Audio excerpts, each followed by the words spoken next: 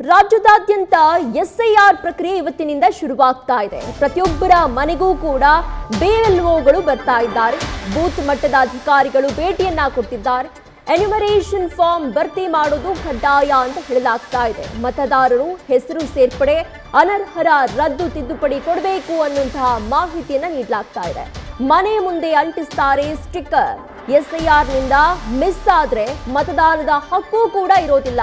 CM DK Shivakumar ಮನೆಯಲ್ಲೂ ಕೂಡ ಅಧಿಕಾರಿಗಳಿಂದ ಎಸ್ಐಆರ್ ಪ್ರಕ್ರಿಯೆ ನಡೀತಾ ಇದೆ.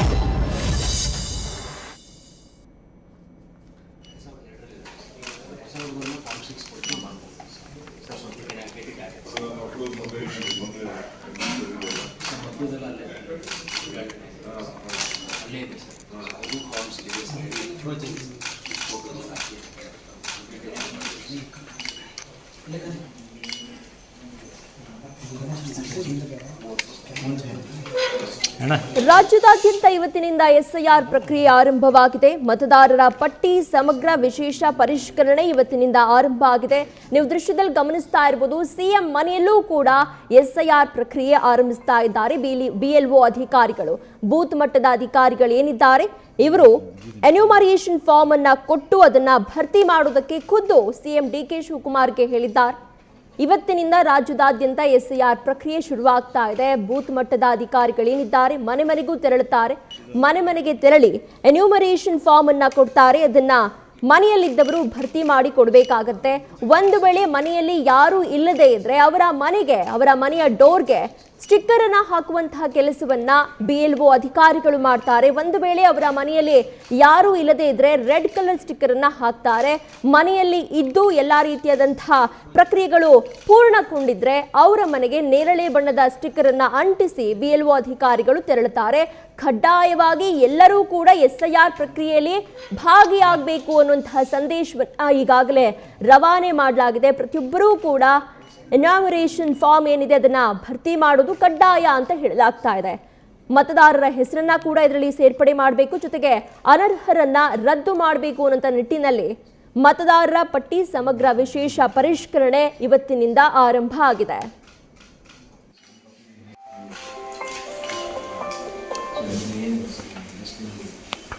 ಫೋನ್ ಮಾಡ್ತೀನಿ.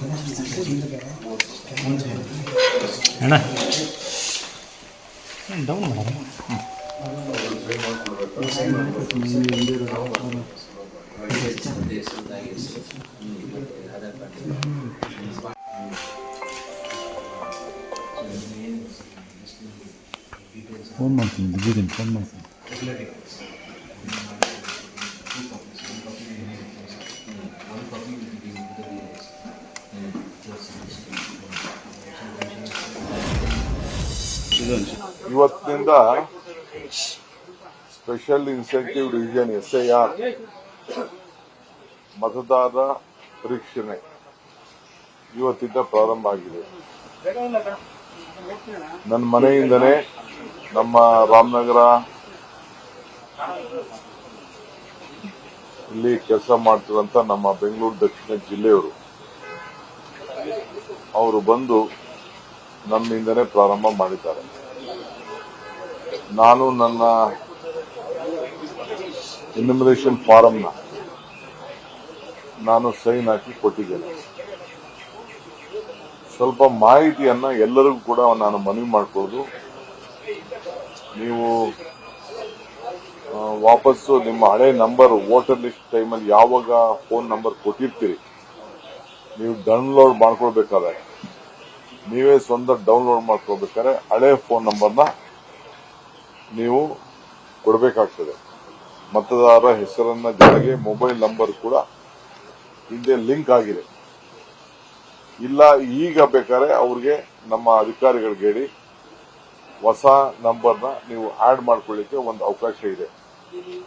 ಯಾವ ನಂಬರ್ ಕೊಟ್ಟಿರ್ತೀರಿ ಆ ನಂಬರ್ಗೆ OTP ಕೂಡ ಬರೋಂತ ಒಂದು ಅವಕಾಶ ಇದೆ. ಸೊ ನೀವು ಹೊಸ ಎನ್ಯುಮರೇಷನ್ ಫಾರಂ ಕೂಡ ನೀವು ಡೌನ್ಲೋಡ್ ಮಾಡ್ಕೊಳ್ಳಿಕ್ಕೆ ಅವಕಾಶ ಇದೆ. ಹೆಸರಲ್ಲಿ ತಿದ್ದುಪಡಿ ಮಾಡ್ಕೊಳ್ಳಿಕ್ಕೆ ಕೂಡ ಅವಕಾಶ ಇದೆ. BLA, BLO ಹಾಗೂ ಸೂಪರ್ವೈಸರ್ ಅವರೆಲ್ಲರೂ ಕೂಡ ವಾಟ್ಸಪ್ ಗ್ರೂಪ್ಗಳನ್ನ ಈಗಾಗಲೇ ಮಾಡ್ಕೊಂಡಿದ್ದಾರೆ. ನೀವು ಕೂಡ ಮಾಡ್ಕೊಳ್ಬಹುದು. ಅದರಲ್ಲಿ ಕುಟುಂಬದ ಸದಸ್ಯಗಳು, ಈಗ ನಾನು ನನ್ನ ಮನೇಲಿ ಇದ್ದೆ, ನನ್ನ ಮಕ್ಕಳು ಹೊರಗಡೆ ಹೋಗಿದ್ದಾರೆ, ಇಲ್ಲ ನಮ್ಮ ತಾಯಿ ಇಲ್ಲಿಲ್ಲ. ಸೊ ಯಾರು ಒಬ್ರು ಅದಕ್ಕೆ ಜವಾಬ್ದಾರಿ ಸ್ಥಾನದಲ್ಲಿರೋರು ಅದಕ್ಕೆ ಸಿಗ್ನೇಚರ್ ಮಾಡೋದು ಕೂಡ ಅದು ಸ್ವೀಕಾರ ಮಾಡ್ಕೊಳ್ತದೆ. ಸೊ ಒಬ್ರು ಯಾರಾದ್ರೂ ಅದಕ್ಕೆ ಜವಾಬ್ದಾರಿ ಇರೋರು, ಮಾಹಿತಿ ಕರೆಕ್ಟ್ ಆಗಿರೋರು ಸಿಗ್ನೇಚರ್ ಮಾಡಲಿಕ್ಕೆ ಅವಕಾಶ ಇದೆ. ನಿಮ್ಗೆ ಏನಾದ್ರು ಫೋಟೋ ಚೇಂಜ್ ಬೇಕು ಅಂದ್ರೆ ಆ ಫಾರಂನಲ್ಲಿ ಹೊಸ ಫೋಟೋಗಳನ್ನ ಕೊಡಬಹುದು. BLAಗಳು ಕೂಡ ಆ ಫಾರಂನ ವಾಪಸ್ ಏನು ಈಗ ಹಂಚ್ತಾರೆ, 7 ದಿನದಲ್ಲಿ ಎಲ್ಲರಿಗೂ ಫಾರಂ ಕೊಡ್ತಾರೆ. ವಾಪಸ್ ನೀವು ಅದನ್ನ 29ನೇ ತಾರೀಕು ಒಳಗಡೆ ಎಲ್ಲ ಫಾರಂನ ವಾಪಸ್ಸು ಕೊಡಬೇಕಾಗ್ತದೆ.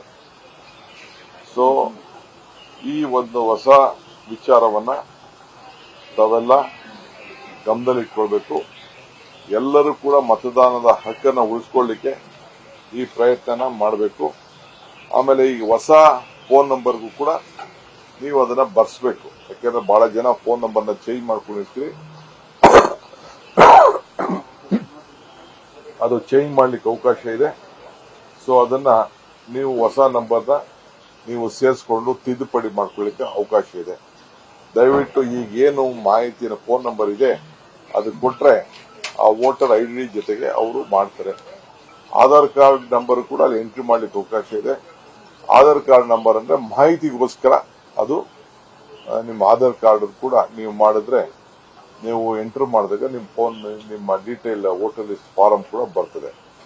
ಅದು ನೀವು ಫಾರಂ ತೆಗೆದುಕೊಳ್ಳೋದು ಆನ್ಲೈನ್ ಬೇರೆ ವಿಚಾರ.